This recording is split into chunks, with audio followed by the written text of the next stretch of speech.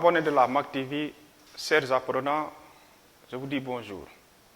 Nous revoilà aujourd'hui pour vous présenter un exercice de géographie portant sur les diagrammes. Précisément, aujourd'hui, nous allons voir le diagramme à secteur, plus connu sous le nom de diagramme circulaire. Ici, au niveau du tableau, nous avons un exercice. Et l'exercice est ainsi libellé « Répartition des gaz à effet de serre ». Et dans ce tableau de deux colonnes, nous avons au niveau de la première colonne les gaz et au niveau de la deuxième colonne le pourcentage de chaque gaz. Et le tableau est extrait du document Thème et documents du monde, novembre 2001. Maintenant, la consigne c'est quoi? On vous demande ici, à partir du tableau, de construire le diagramme circulaire de la répartition des gaz à effet de serre. C'est ce qu'on nous demande de résoudre.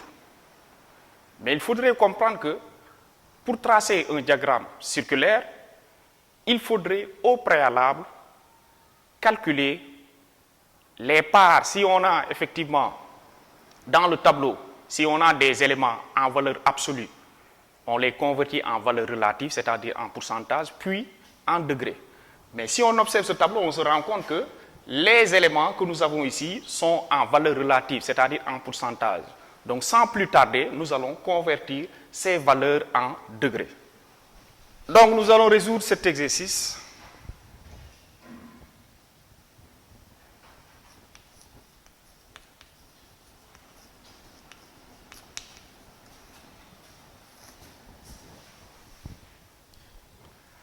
Pour ce faire, nous allons d'abord calculer la somme des parts. Il est important de le faire.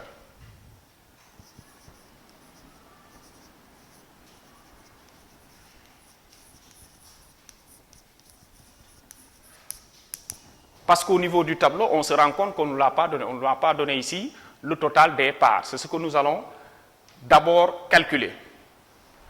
Donc, ça donne 55 plus 15 plus 17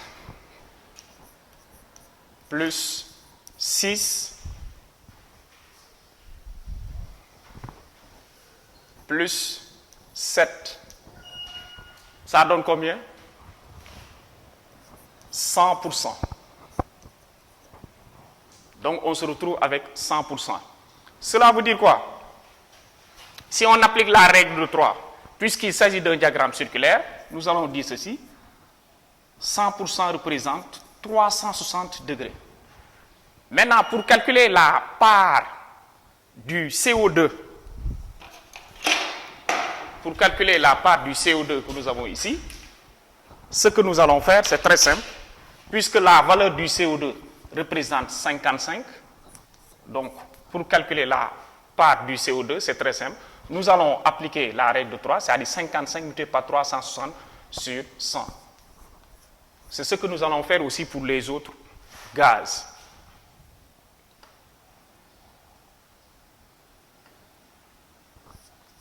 Donc, la part en degrés de chaque gaz. Maintenant, on démarre. CO2. Nous allons appliquer ce que nous avons fait tout à l'heure. Ça donne 55 multiplié par 360 divisé par 100 égale, on l'avait calculé au préalable, donc ça donne 198 degrés.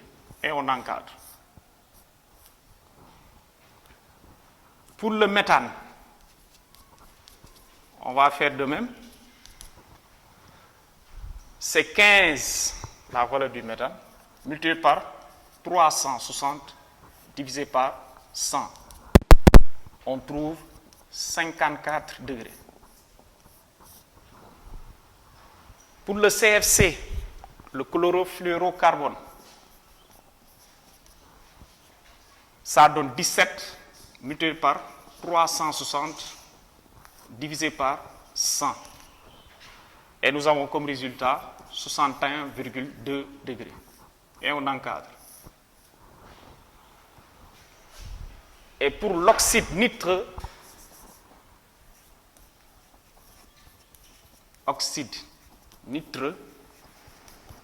c'est des gaz polluants. 6 multiplié par 360 sur 100. Et comme résultat, nous avons 21,6 degrés. Et on encadre. Et enfin, autre gaz,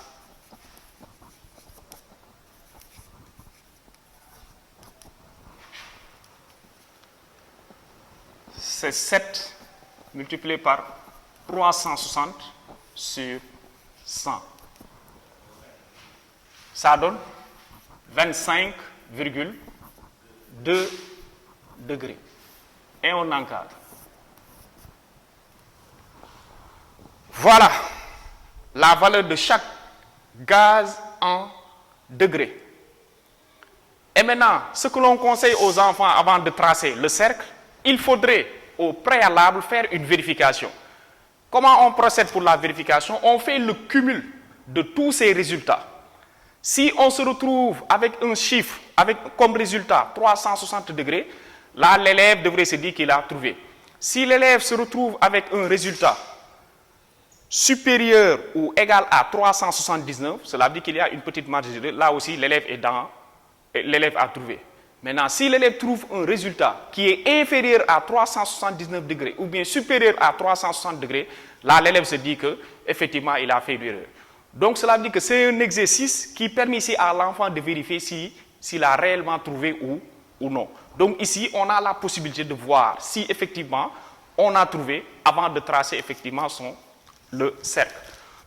Donc, nous avons terminé de convertir les parts en valeurs relatives, on les a converties en degrés. Sans plus tarder, nous allons tracer notre cercle, c'est-à-dire notre diagramme circulaire. De préférence, il faudrait tracer votre diagramme circulaire à côté de la marge, pas collé au niveau de la marge, mais à côté. C'est pour avoir de l'espace pour mentionner ici votre légende. Donc, c'est ce que nous allons faire. Nous allons tracer un cercle.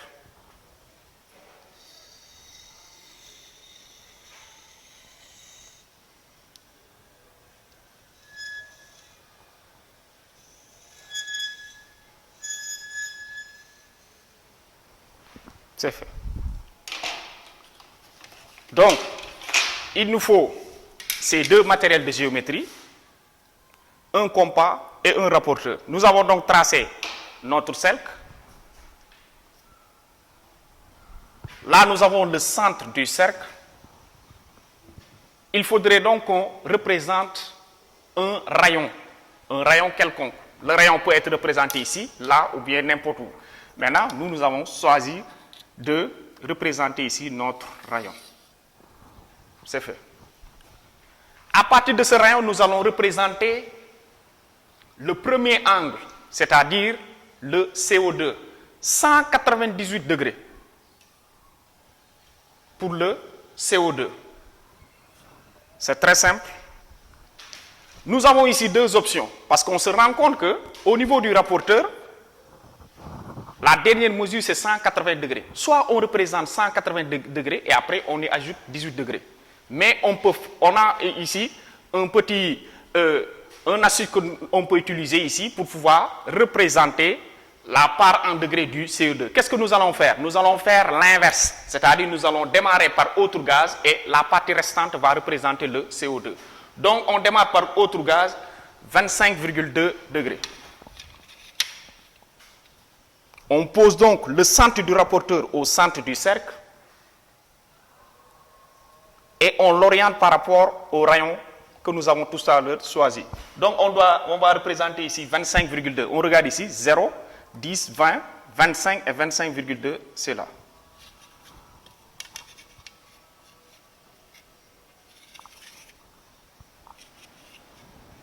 Et là, un petit symbole, autre gaz que nous allons après nettoyer. Oxyde nitreux, 21,6. On pose le centre du rapporteur au centre du cercle et on l'oriente par rapport à l'angle précédent. C'est ce que nous allons faire.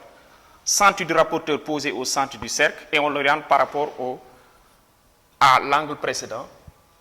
Donc c'est 21,6. C'est fait.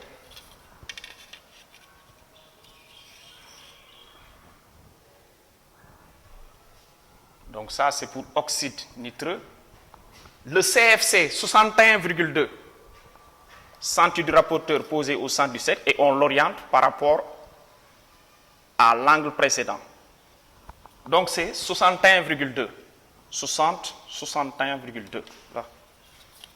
Voilà, à partir du centre du cercle. Ça, c'est pour le CFC. Et maintenant, le méthane, 54 degrés. Comme d'habitude, on pose le centre du rapporteur au centre du cercle et on l'oriente par rapport à l'angle précédent. Donc 54 degrés, 50, et voilà, on a 54.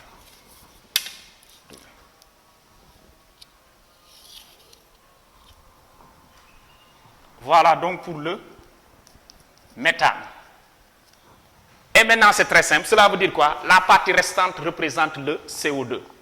Donc, c'est comme ça qu'il faudrait procéder si vous vous retrouvez avec un exercice de la sorte. Parce qu'au niveau du rapporteur, vous n'avez pas un angle qui mesure 198 degrés. Soit vous terminez par cet angle, ou bien vous représentez 180 degrés et vous ajoutez 18. Donc, on se rend compte que toute cette partie restante va représenter le CO2, parce que c'est le gaz le plus polluant dans l'atmosphère. Maintenant, le titre,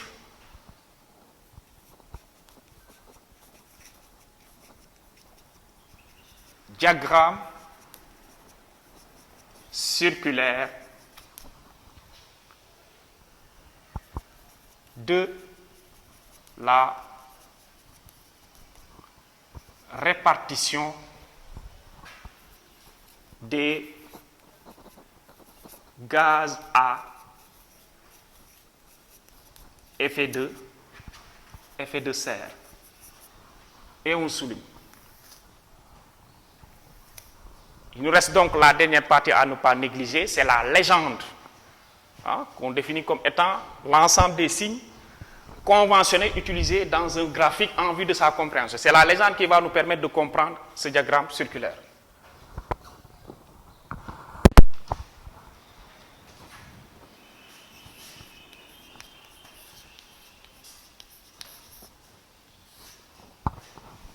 Et maintenant, la légende est représentée par de petits rectangles ou bien de petits carrés. On aura besoin de 5 éléments. Là, c'est pour le CO2. CO2. Là, c'est pour le méthane.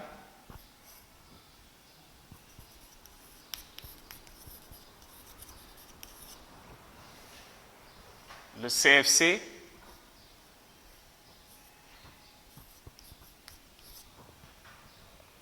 L'oxyde nitreux, avec un petit carré ou bien un petit rectangle. Oxyde nitreux et autres gaz. Donc, les carrés ou bien les rectangles ne doivent pas être superposés. Autres gaz. Voilà, ce qui nous reste, c'est quoi? Représenter chaque élément avec une couleur. Donc, pour le CO2, nous allons choisir le rouge.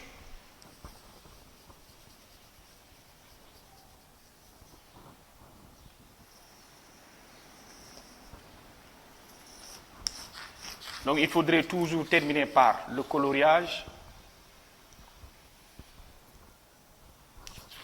Si vous n'avez pas de couleur, vous pouvez utiliser des motifs. Plus, moins ou bien autre chose. Le méthane en bleu.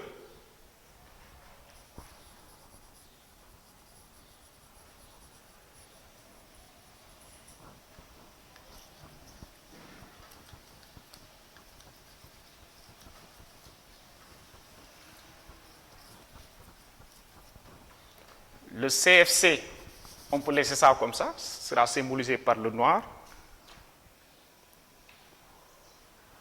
Maintenant, l'oxyde nitreux, On va utiliser la couleur verte.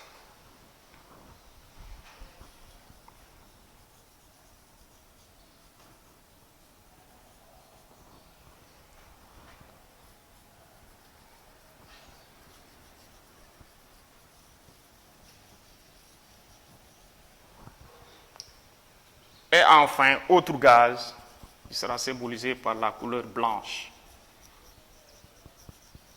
Tout le temps terminé par le coloriage parce que ça risque de vous divertir. Il faut tout le temps terminer par ça.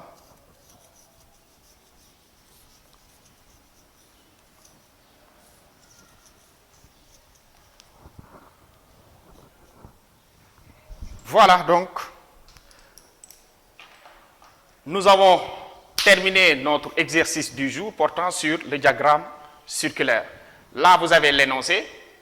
Avant de tracer le diagramme circulaire, il faudrait au préalable faire un petit calcul, c'est-à-dire convertir les parts qui sont en valeur relative, il faudrait les convertir en degrés.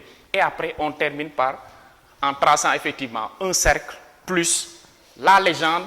À partir de la légende, forcément, même un profane peut comprendre ce qui a été représenté au niveau de ce cercle. C'était tout pour aujourd'hui. Nous vous donnons rendez-vous prochainement pour un autre exercice de géographie. Merci à vous et merci à la MAC TV.